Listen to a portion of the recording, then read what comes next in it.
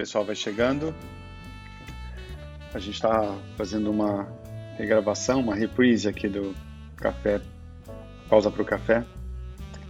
E é curioso, né? Um dos grandes aprendizados, ou talvez o grande aprendizado de ontem foi o exercício da resiliência no uso da tecnologia. Nós vamos falar sobre Integrated Care. E ontem a conexão realmente foi muito ruim. E a gente ficou, inclusive, discutindo aqui depois, debatendo.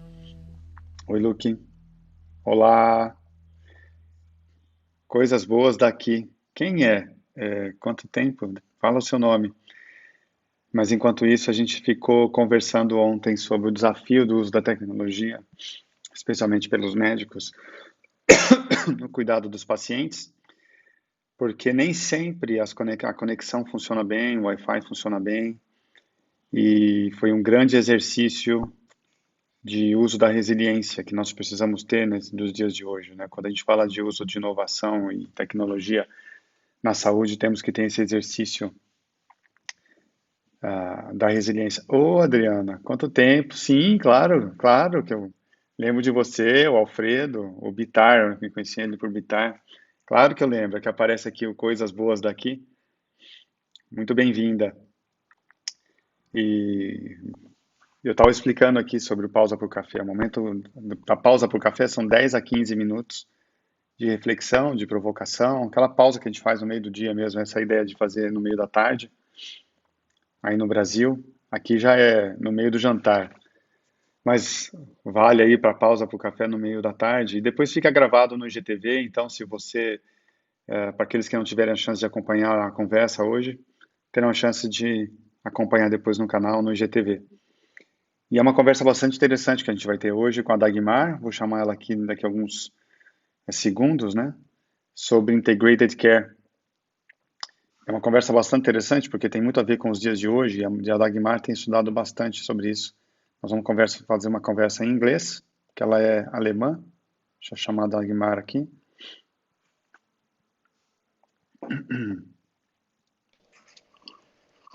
Hello, my dear. Bom dia. Bom Great dia. to see you again. Great. Guten Tag.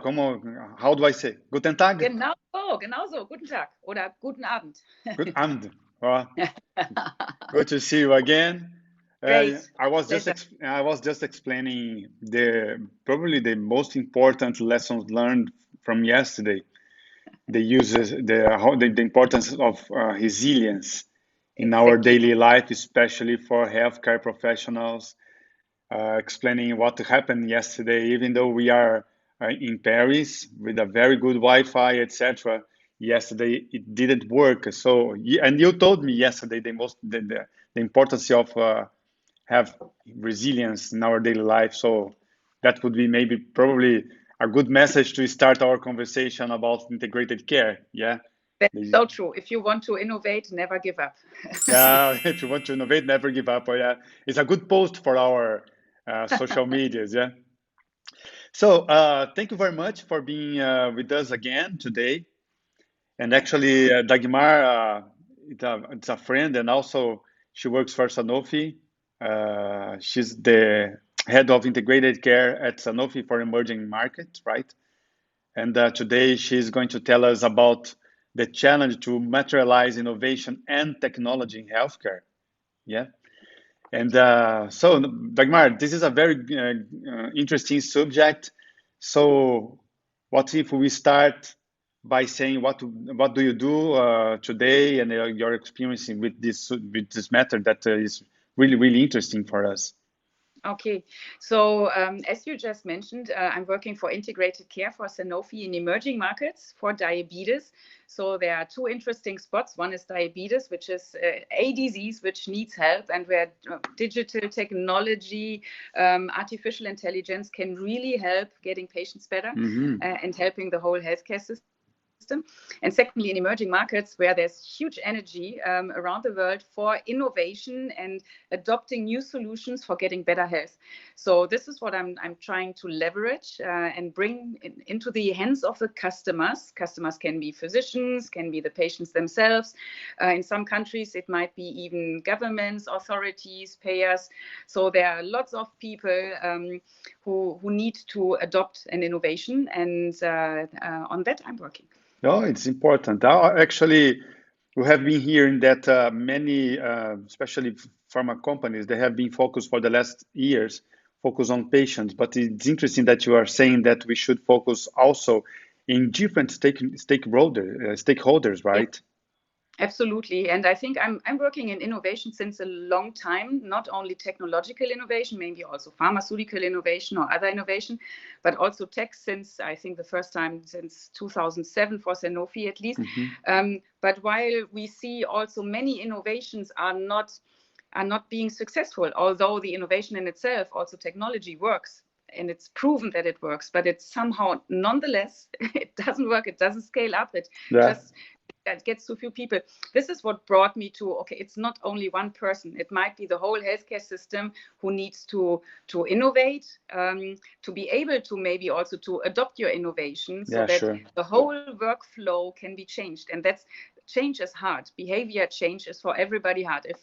If there's a way of running a practice, it's difficult to change it all of a sudden because you're not used to it. You need to take some time to learn it and to learn new skills, maybe technological skills in this case.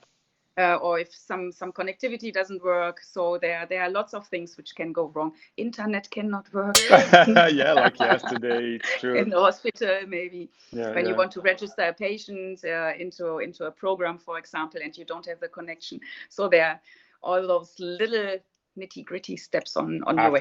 For sure.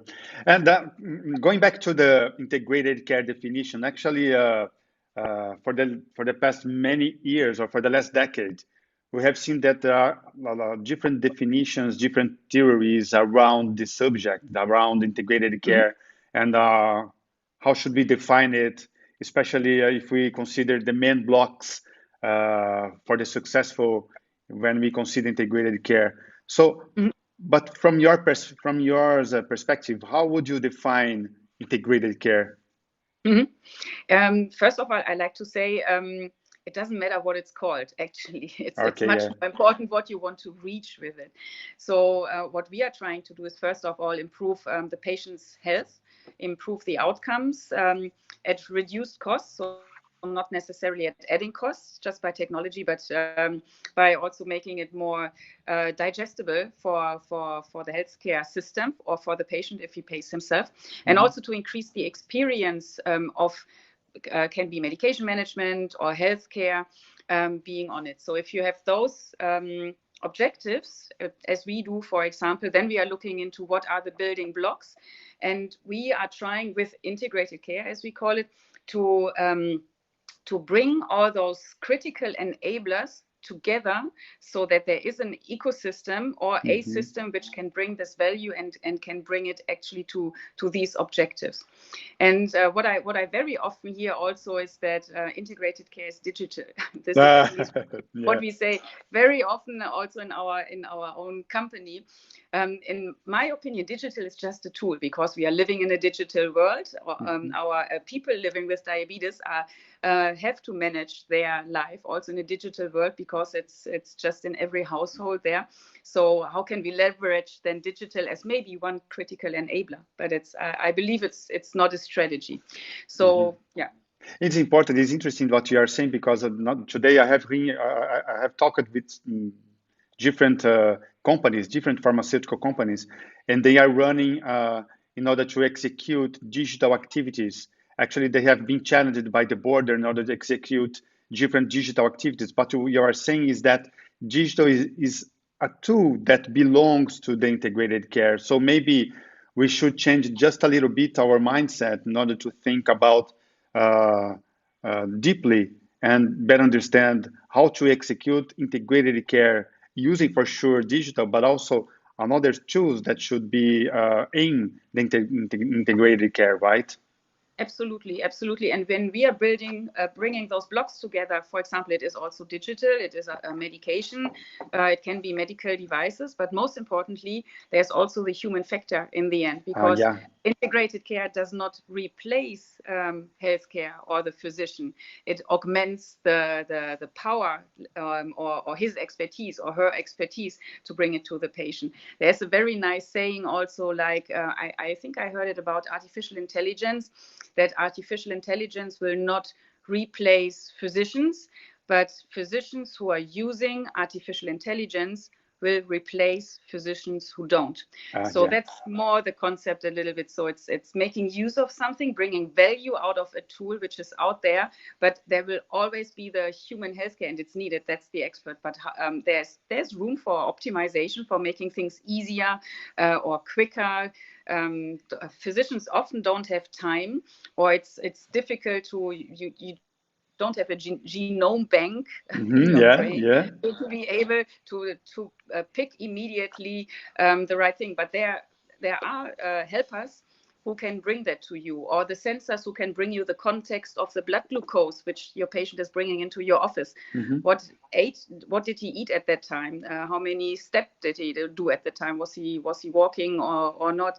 Or did he have bad sleep, for example? So this all contextual information which can now be brought to the physician to have a better conversation with a higher resolution picture. And would you consider that we have the specialists?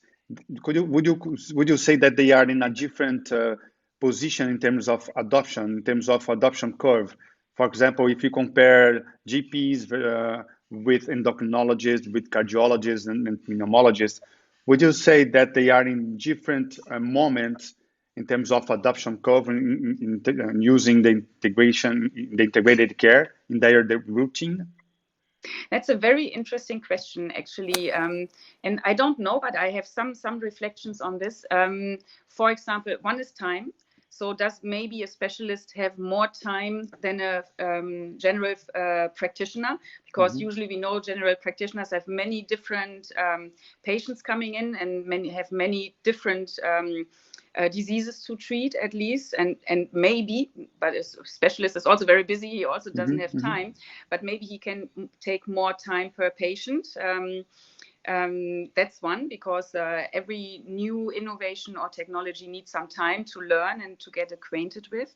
A second thought is also, which is contradictory, but the specialist could be the first because they are deeper maybe in their specialty.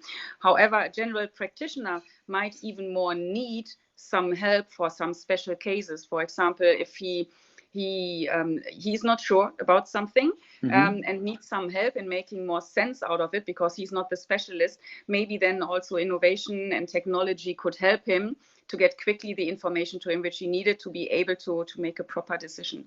So I think there are different routes of reflection you can think about, especially also, is it a practice maybe in a rural area where, for example, you want to use telemedicine more often as technology, or are you in the city center where you are not so dependent on it? Okay, today with COVID we are all dependent on it. This changes anyhow the full picture, also on readiness to adopt innovation. I think it has turned a little bit, at least that barrier is a little bit lower at the moment. I see. And if you look at, for example, you work for a big pharmaceutical company, if you look at the pharmaceutical company as a provider of integrated care to the market, I mean, when I say market, sorry, but to the physicians, to the patient, to the payers, to pharmacists, for example, in your opinion, what the pharmaceutical companies should do in order to offer to those different stakeholders in order to support them, in order to incentivize them to use integrated care into their routine? I think one help which is needed is, again, with the time on training and on getting the first innovators in the physician space to test and learn and try out. So like you do with an innovation in a consumer area, for example. Again, you have a solution, you put it in the hand of the customers, you get some feedback. and then you can adopt and can improve. This agile kind of building something, I think this is important. Not to say it's easy, but it's important to get the insights and the feedbacks from those people who should use it. It can be also the physician and the patient together, and then be agile about it. Then definitely to develop some evidence, to have trust in those solutions. Again, there's a lot of anxiety around what is it? There are so many applications. What is it for? But if it's just digital or just an application, then I fully understand why people are asking it. But again, if you're clear what you want to achieve, what's the objective, or what's the pain point and the need you want to close, then you have a totally different discussion in the end. So I think there are some blocks in the way where you can easily run into, but if you avoid these, it makes it easier to bring it to life. Yeah, and do you believe, for example, according to your experience and according to researchers, if you have it, do you believe that the physicians are more are open to get training from pharma companies with this matter? In my experience, yes, actually. But here again, I think it is also we see difference in adoption of innovation in the mature markets or in the mature areas of the world, and in the upcoming markets of the world. And it's very, very interesting because the forerunners definitely are in Asia, in Latin America, Russia, Saudi Arabia, and the arguments which are made up for this is twofold. One is the need for better healthcare is much more enormous than in mature markets. I come from Germany, so they are relatively complacent about it, although they have a big problem. But it's they feel at least fine to wait and wait until all is safe with the data security. While in other markets they don't have the time. And secondly, the existing systems are not as rigid. So again, I take my beloved home country.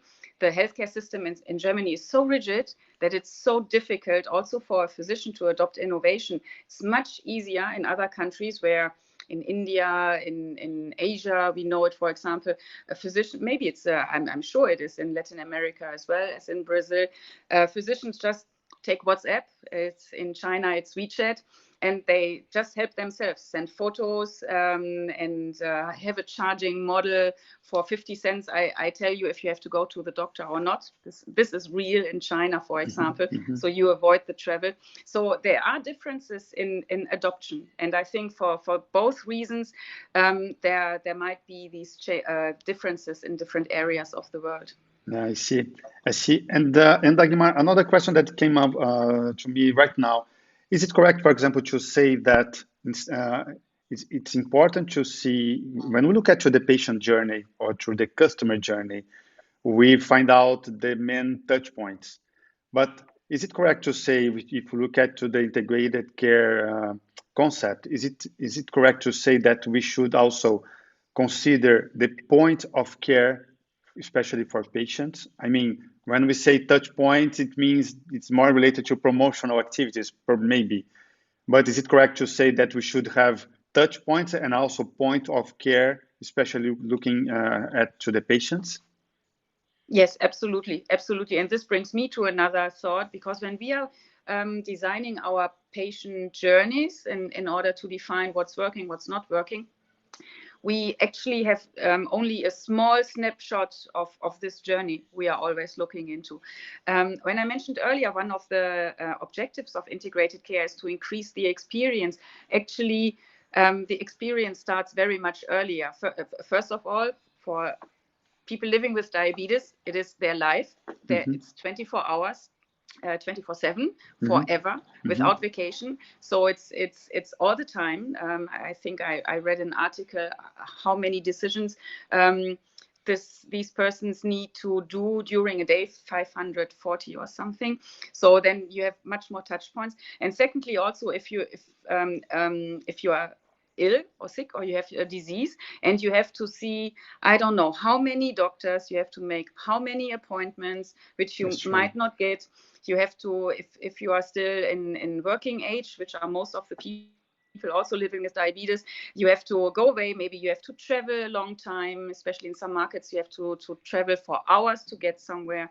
So there's a lot of experience which is far from being good, and on top of that you are also sick. So I think you could even look much broader what is happening there. Yeah, there is a Dr. Denise Franco from Brazil. She's saying that it's more than 128 decisions a day. Yeah, she's an endocrinologist, so it's very interesting to say the routine. So it's very, very hard for them in order to take this to make to have decisions, to take decisions every single day for different patient profile. I mean, so anyway, so what would be our final, maybe final reflection that you would like to deliver to us around this matter? Because it's a matter that we could be discuss maybe for more time, who knows, in another opportunity.